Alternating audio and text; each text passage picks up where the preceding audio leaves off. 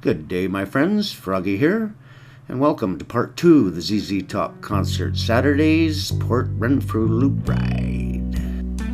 Well, after breakfast at Paul's, hitting the Harley shop, and passing through Colwood here, it is 8 kilometers to Souk yet.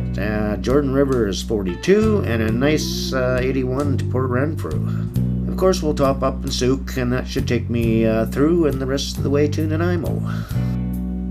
After topping up and grabbing a drink and a little break, we head through town here, which took all of about maybe a few minutes, but it is a nice town. And of course, this strip is just a small portion of it. Yeah, passing by Shirley here relatively quickly as a community hall. I think one of the main attractions is the Shirley Delicates here, cafe, restaurant, and bakery. Just around down the bend here is Jordan River. Jordan River has quite a history. It goes back to the 1790s, and the logging of Jordan River watershed back to the 1880s. Vancouver Island Power Company completed its hydroelectric system in 1912, and of course upgraded since from 26 megawatts to 175. BC Hydro now owns it. Pretty much a ghost town now. It caters to surfers, beachgoers, and campers. If it wasn't so socked in there across the Juan de Fuca Strait here, you'd be able to view the mountains of the Olympic and National Park stateside. A couple of posy shots here at Jordan River before we trundle on. There's Daryl and Leah. And then, of course, me and Leah with bike shots in there too. Yeah, a little higher up here where they did some clear cutting, you can see how socked in the Juan de Fuca was. Pretty much was like that on the Georgia Strait side as well, traveling over on the ferry. One thing that's really cool up here are the single lane bridges. This is crossing Lost Creek. It's the first of a few, and a good reference being 19 kilometers to Port Renfrew. The second little bridge here is passing over the Jack Elliott Creek. And it won't be too much further down up the road to Sombrio Beach. Coming up on the left here is the turnoff to the Sombrio Beach and Trailhead and the Juan de Fuca Marine Trail. We were going to go down, but time really wasn't on our side. I do mention it because it is actually the first turnoff past the Jack Elliott Creek Bridge, not the second. From what I've researched, it's supposed to be absolutely gorgeous. And next time passing by this way, instead of sitting in a greasy spoon for an hour and a half, I'll pack some growlies and head down for a peekaboo and spend some time with Mother Nature. Now, one thing I didn't mention is we are on Highway 14. It's also known as the West Coast Road. And here we're crossing Baird Creek, so that's letting me know that we're just a spit in the bucket away from Port Renfrew. The West Coast Road, pretty much from Souk, is a nice winding highway. Daryl knows these roads very well, so we clipped it at a pretty good pace. If I was by myself or with a group first time, I would have been a tad less on the throttle, but it was fun. Coming up on the right here is a bay or inlet called Port San Juan. Actually, Port Renfrew was named Port San Juan at one time and was changed in honor of Lord Renfrew, who wanted to settle crofters here. Port Renfrew has a rich history in forestry and fishing as well. Coming up to the end of the road here for a well-needed break at the Port Renfrew Hotel before tracking back and going through the Cowichan Valley. There wasn't as many bikers or people here as one would have thought, but it is early in the year after all. Parking was no worries here and did so at the end and the beginning of the dock.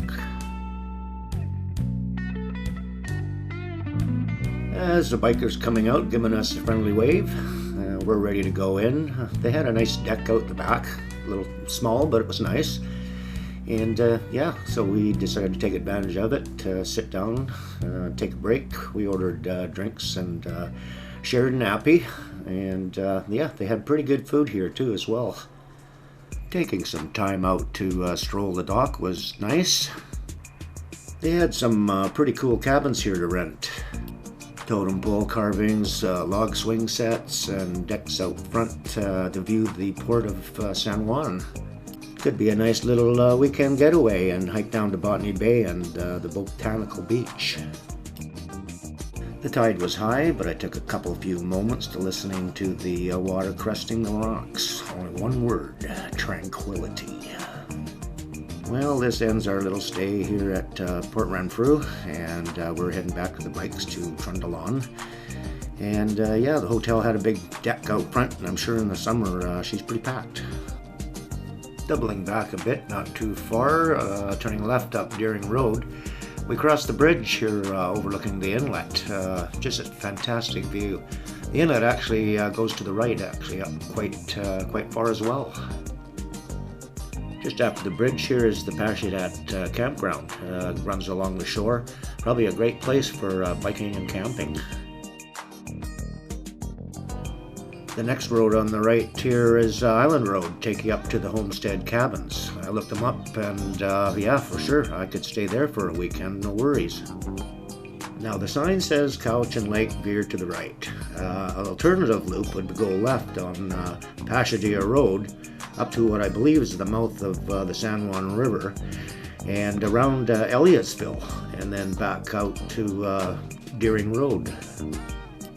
Once back on Deering, you're pretty much at the Deering Bridge going over the San Juan River and coming up to the junction onto Pacifica Marine Road. It's about 60 kilometers to Couch and Lake, and it will take you probably an hour or hour and a bit. The roads get a little tighter, a little windier, especially after Ferry Lake. A couple of bikers were following for a while there, slowed down, signaled, and let us go by. We had a pretty good straight stretch and no traffic.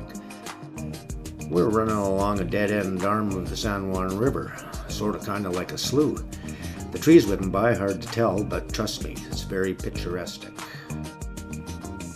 Coming around Ferry Lake here, there is a recreational site that we won't see, but what intrigued me the most was that little tree on a deadhead, all alone amongst millions. Kind of reminds me of me in this world, but hey, all is good. Cruising the neck of the woods will give an opportunity in viewing spots of the low mountainous terrain we're in. With rock edges, the tall trees, and the narrow winding road, will keep you on your toes for sure.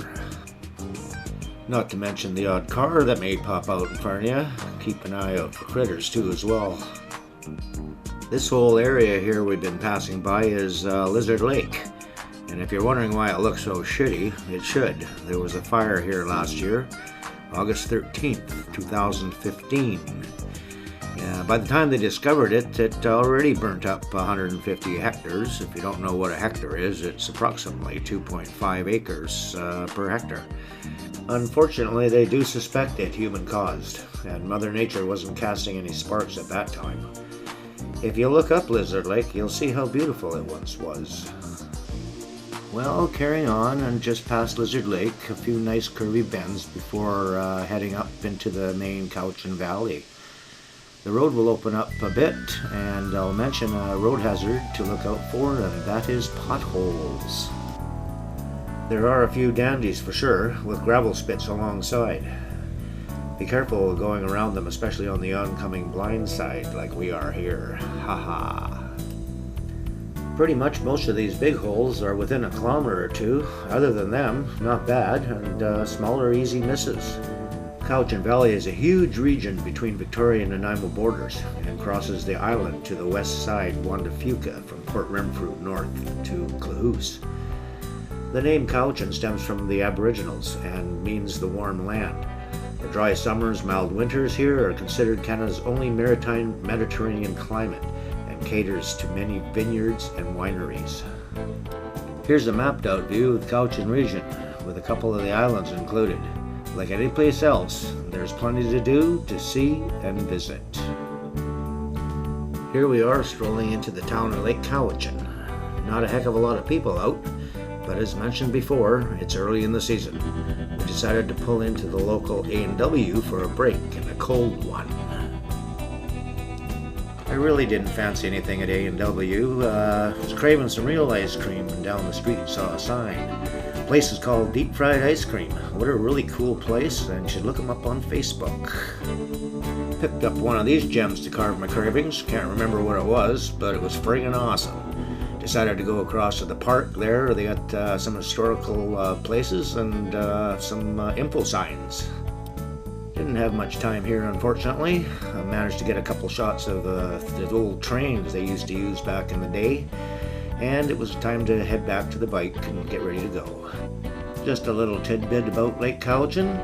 It's situated about 31 kilometers west of Duncan, at the beginning of the Cowichan River and Cowichan Lake. Actually, Cowichan Lake is the largest freshwater body on Vancouver Island, and the town was incorporated in 1944. History goes back to 1883 with roads, railways, and logging, being the first with Mr. William Forrest, who toured the land with the First Nations. There's a few small communities around the lake worth taking a gander, two of which I'm familiar with, Yubu and Honeymoon Bay. Yubu was a sawmill town but closed in 2001. It was the last sawmill in Cowichan Lake that severely impacted the economy. Yubu is situated just on the north side of the lake, about a 15-minute ride from town. Apparently they have the only handset bowling alley in North America. I've seen it once in my day and would love to see that again. And Honeymoon Bay, on the south side, same scenario with the mill closing, but in 1981, turning it into pretty much a ghost town.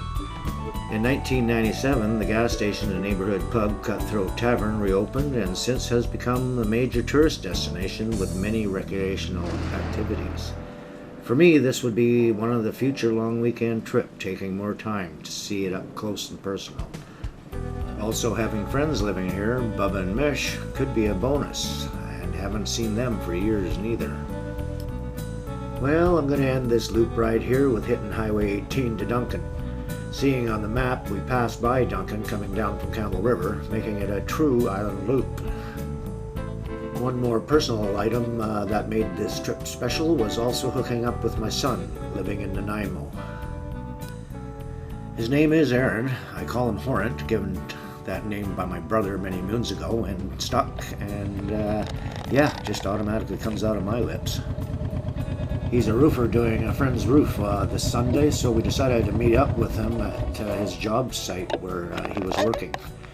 We haven't seen each other in over 15 plus some years.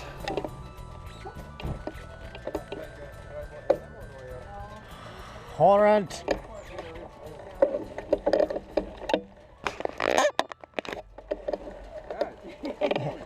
Dad!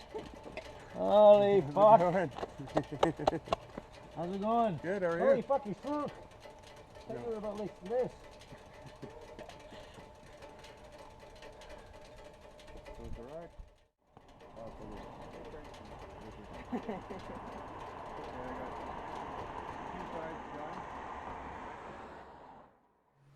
Even this brief moment in time spent made up for years past. I love them both, and thanks for watching.